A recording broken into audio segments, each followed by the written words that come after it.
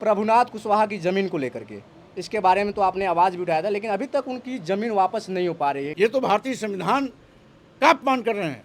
ये तो बाबा साहब डॉक्टर अम्बेडकर के सपनों को तार तार कर रहे हैं। अनुसूचित जाति, जनजाति और पिछड़ों का सत्यानाश कर रहे हैं। देखा जा रहा है कि गरीब जनता जो है अपनी एक एक रुपया जुटा करके सहारा में पैसा जमा किया था, लेकिन अभी तक सरकार की उस पर कोई कार्रवाई नहीं हुई कि उन गरीबों को पैसा दिया जाए। मोदी जी और भाजपा की सारी गारंटियां फेल हो रही हैं।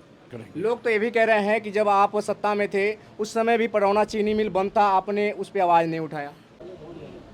राजनीति के पक्के खिलाड़ी कहे जाने वाले स्वामी प्रसाद मौर्य आज हमारे साथ हैं। लगातार चुनाव को लेकर के हर जगह पे ये जा रहे हैं, लोगों से मिल रहे हैं। हम जानेंगे क्या कुछ जनता का समर्थन मिल रहा है इनको। बहुत सारे सवाल हैं, इनसे हम बातचीत करेंगे। बहुत बहुत स्वागत है इस चैनल में आपका। बहुत धन्यवाद। आप लगातार फील्ड में घूम रहे हैं, लोगों से मिल रहे हैं, क्या कुछ लोगों का समर्थन देखने को मिल रहा है आपके प्रति? देखिए, चूँकि मैं 2009 में कुशीनगर से लोकसभा चुनाव लड़ने आया था, जीतते जीतते रह गया था, लेकिन उसके बाद पडरौना विधानसभा के उपचुनाव में लोगों ने उसको कंपनसेट करते हुए न केवल भारी मतों से जिताया, बल्कि विरोधी पार्टी के सभी की जमानत जब्त कराई। कांग्रेस, सपा, भाजपा सबकी जमानत जब्त हुई थी और उसके बाद लगातार 3 बार पडरौना के लोगों ने विधायक बनाया। यद्यपि मैं विधायक पडरौना का था, लेकिन काम न केवल कुशीनगर बल्कि पूरे उत्तर प्रदेश में हुआ और मेरी पहचान ही विकास काम से है, व्यवहार से है। जो भी मेरे यहाँ आया, मनचाहा विकास काम भी उसको दिया और साथ ही साथ कोई भी समस्या रही हो उसका निदान भी हुआ। कभी कोई निराश नहीं गया। इसलिए मुझे कम बोलना पड़ रहा है, मेरा काम ज़्यादा बोल रहा है और यही कारण है कि जाति पार्टी की सीमा इस लोकसभा चुनाव में टूट गई है। सभी दलों से बड़े पैमाने पर लोग टूट टूट कर मेरे साथ खड़े हो रहे हैं और वैसे भी लोकतंत्र में कौन जीतेगा कौन हारेगा ये तय जनता करती है और हमें कुशीनगर की जनता पर विश्वास है। अच्छा, देखा जाए भाजपा भी अपना मैनिफेस्टो तैयार कर लिया है और गठबंधन भी अपना मैनिफेस्टो तैयार किया है। आपका क्या मैनिफेस्टो है? देखिए, शॉर्टकट में एक लाइन में मेरा मैनिफेस्टो है। विकास किया है, विकास करेंगे, जन जन का सम्मान करेंगे। लोग तो ये भी कह रहे हैं कि जब आप सत्ता में थे उस समय भी पडरौना चीनी मिल बंद था, आपने उस पर आवाज़ नहीं उठाया। जब तक मैं सत्ता में था तब तक पडरौना चीनी मिल चल रही थी। जैसे ही सपा सरकार आई है ना, वैसे ही वो बंद हुई है और जैसे भाजपा सरकार बनी है वैसे वो बिक गई है। जबकि नरेंद्र मोदी जी 2014 में जिला मुख्यालय रविंद्रनगर धूस पर अपनी चुनावी सभा में कहा था, यदि मेरी सरकार बनेगी तो पडरौना चीनी मिल चलेगी। लेकिन जैसे भाजपा की सरकार बनी वैसे पडरौना चीनी मिल बिक गई। अगर उसके एवज में कुशीनगर में कोई भी नई चीनी मिल बनी होती तो मैं मान लेता कि चलो पडरौना चीनी मिल नहीं चली तो कम से कम दूसरी बन गई, लेकिन वो भी नहीं हुआ। इसलिए झूठा वादा साबित हुआ मोदी जी का, भाजपा का। और यही नहीं, जब तक हमारी सरकार थी, मैं मंत्री था, तब तक चीनी मिल चली। यहाँ तक कि उस समय उस चीनी मिल का जो मालिक था उसने दिक्कत अगर पैदा की तो उसको मैंने जेल भी डलवाया था। इसलिए ये कोई कहता है कि मेरी हुकूमत में बंद हुई, वो अज्ञानी है, उसको जानकारी नहीं है। रही बात मोदी जी और भाजपा की सारी गारंटियां फेल हो रही हैं। हमारी तो सारी गारंटी पास होती थी, यहाँ सारी गारंटी फेल हो रही अभी है। तो लगातार कहा जा रहा है कि मोदी की गारंटी सरकार चल रही है और 80 करोड़ लोगों को निःशुल्क राशन दिया जा रहा है। सही बात तो ये है, भारतीय जनता पार्टी ने इस देश में 80 करोड़ गरीब पैदा किए, मजबूर पैदा किए, मजलूम पैदा किए, जिनके पास न खेती है, न रोजगार है, न सरकारी नौकरी है, वो लाचार ज़िंदगी जी रहे हैं। और आप ये बताओ, जिस देश में 80 करोड़ लोग गरीब होंगे, उस देश की दुर्दशा क्या होगी, इसका अंदाज़ा लगाया जा सकता है। 5 किलो 10 किलो चावल किसी खेती बाड़ी वाले को देंगे क्या? किसी रोजगार वाले को देंगे क्या? किसी सरकारी नौकरी वालों को देंगे क्या? ये जो 80 करोड़ गरीब लाचार पैदा हुए हैं, इसके पाप के भागीदार हैं मोदी जी और भाजपा सरकार। मोदी जी कह रहे हैं कि सबका साथ, सबका विकास, सबका विश्वास, उस पर किस तरीके से आप लोगों का विश्वास जीतेंगे? मोदी जी और भारतीय जनता पार्टी का नारा केवल हवाई है।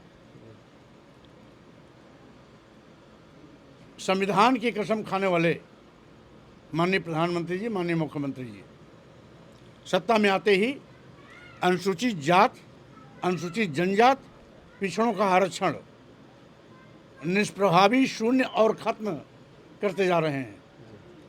अनुसूचित जात जनजात का 23% आरक्षण के सापेक्ष 3%, 4%, 5% पे लाके अटका दे रहे हैं।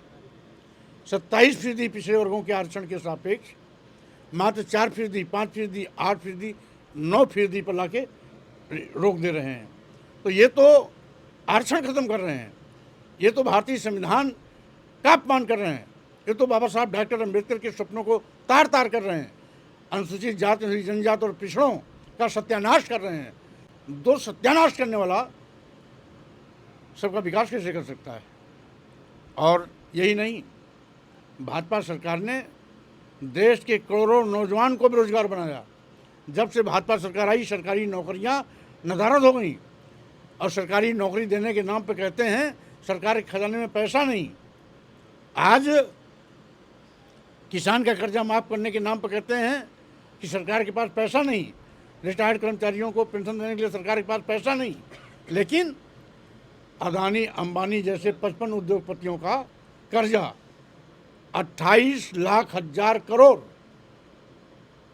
जो बैंक कर्जा था, उसको माफ़ करने के लिए इनके पास पैसा आ जाता है। जबकि इस 28 लाख हजार करोड़ में 200 सरकारी पैसे पर नई फैक्ट्री, उद्योग, कारखाने लगाए जा सकते थे। 50 लाख नौजवानों को सरकारी नौकरियां दी जा सकती थी। इसी इतने पैसे में देश के सारे किसानों का कर्जा माफ़ किया जा सकता था। लेकिन सरकार देश को लूटकर चंद अदानी, अंबानी जैसे उद्योगपतियों का कर्जा माफ़ करने में पैसा खर्च कर रही है। ये सरकार की सोच की बलिहारी है। देखा जा रहा है कि गरीब जनता जो है अपनी एक एक रुपया जुटा करके सहारा में पैसा जमा किया था, लेकिन अभी तक सरकार की उस पर कोई कार्रवाई नहीं हुई कि उन गरीबों को पैसा दिया जाए। क्योंकि भाजपा सरकार खुद सहारा के पैसे को हजम कर रही है। इसका भुगतान किया जा सकता था, केंद्र सरकार ने वादा भी किया था, लेकिन पहले इस पर बैन लगवाया और बाद में जनता का पैसा वापस करने के बजाय खुद उस पर कुंडली मारकर बैठ गए। केवल सहारा का ही पैसा नहीं, यही बगल में कप्तानगंज चीनी मिल बंद हुई, आज भी 46 करोड़ रुपए किसानों की देनदारी बाकी है, उनका भुगतान एक पैसा नहीं हुआ। तो सरकार तो चाहती है लोग यहाँ बदहाल ज़िंदगी में रहें, गरीब से बदतर हालत में जाएँ, जिससे कि हमारा गुणगान करें, हमारा जिंदाबाद बोलें, 5 किलो 10 किलो चावल पर हमारा माला जपें, हमें ओढ़ दें। ये घटिया राजनीति कर रही है। वो नहीं चाहती हमारा देश सशक्त हो, हमारे लोग सशक्त हों, नौजवानों को नौकरियाँ मिलें और साथ ही साथ लोगों की आर्थिक मजबूती हो। ये तो आर्थिक रूप से कमज़ोर करने पर तुली है। ये तो आर्थिक रूप से केवल अदानी और अंबानी जैसे उद्योगपतियों को पोषण कर रही है और शेष लोगों का गाड़ी कमाई के पैसे को जीएसटी के माध्यम से टैक्स के रूप में वसूल रही है। अभी देखा गया है कि हमारे एक साथी पत्रकार राहुल भारती को राजनीति के तहत 24 घंटा थाने में रखा गया था।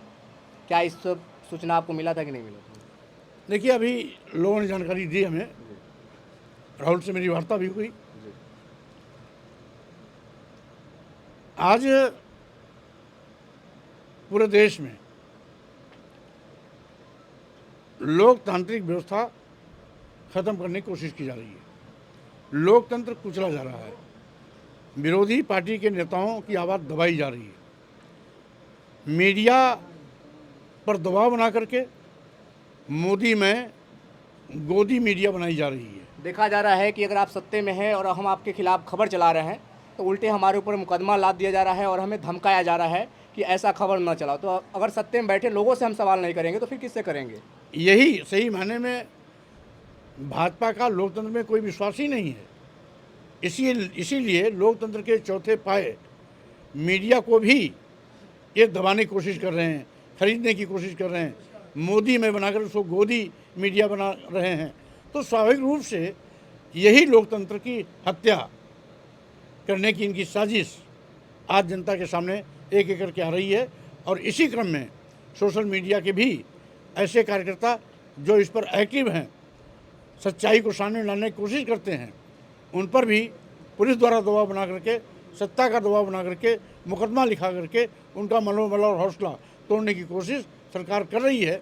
लेकिन फिर भी हम समझते हैं पत्रकारों को, मीडिया का कोई भी अंश हो, electronic media, print media, social media, सभी को निर्भीक होकर के स्वतंत्र बात रखनी चाहिए, क्योंकि अब भाजपा के दिन जाने वाले हैं। 2024 लोकसभा चुनाव भाजपा की विदाई का चुनाव होगा और साथ ही साथ एक एक इनके पाप का हिसाब का चुकता किया जाएगा। जो इन्होंने पाप किए हैं उसके दुष्परिणाम इनको भोगने पड़ेंगे। अच्छा, अभी एक मुद्दा काफ़ी तेज़ी से वायरल हो रहा और हुआ भी है, प्रभुनाथ कुशवाहा की ज़मीन को लेकर के। इसके बारे में तो आपने आवाज़ भी उठाया था, लेकिन अभी तक उनकी ज़मीन वापस नहीं हो पा रही है। क्या लगता है उनकी ज़मीन सांसद जी के द्वारा उनको दिया जाएगा कि नहीं दिया जाएगा? ये ज़मीन तो वापस होनी है, आज नहीं तो कल होगी, क्योंकि वो विधिक रूप से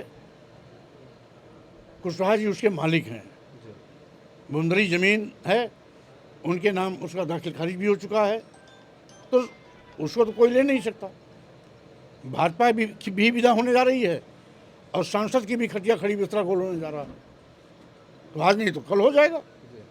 रही बात, हाउस में इस मामले को उठाया गया था, हाउस में पीठ से निर्देश हुआ है, सरकार से इस पर जवाब मांगा गया है। क्योंकि हाउस अभी पिछली हाउस में मामला आया था, उसके बाद दोबारा हाउस बैठी नहीं। जब भी हाउस बैठेगी सरकार को इनको जवाब देना ही पड़ेगा। कुशीनगर की जनता से क्या अपील करना चाहेंगे? कुशीनगर की जनता से मेरा यही अपील है कि स्वामी प्रसाद मौर्य उनके लिए जाने पहचाने परखे चेहरे हैं। कुशीनगर के लोग जब भी कभी विकास कार्य के लिए, समस्या के निदान के लिए गए हैं तो उनका समस्या का निदान भी हुआ, मनचाहा विकास भी हुआ। हम चाहते हैं ये रिश्ता आगे बढ़े, उनका स्नेह प्यार आशीर्वाद वोट के रूप में मुझे मिले। और कुशीनगर की जनता से मेरी यही अपील है कि जिस तरीके से लगातार उनका स्नेह प्यार आशीर्वाद हमें मिलता रहा, इस बार भी मेरे चुनाव चिन्ह गन्ना किसान के सामने नीली बटन दबा करके उनका स्नेह प्यार आशीर्वाद वोट के रूप में मुझे मिले, इस विश्वास के साथ मैं उनसे अपील करता हूँ। चलिए, बहुत बहुत धन्यवाद। ये रहे स्वामी प्रसाद मौर्य, जो लगातार पड़ौना से 3 बार विधायक रहे और सरकार में मंत्री भी रहे। अब इनके बारे में आप क्या सोचते हैं कमेंट बॉक्स में जरूर बताइएगा। वीडियो को लगातार शेयर कीजिएगा। फिर हम मिलते हैं हम अपने अगले वीडियो में। बने हमारे साथ, तब तक के लिए धन्यवाद। जय हिंद।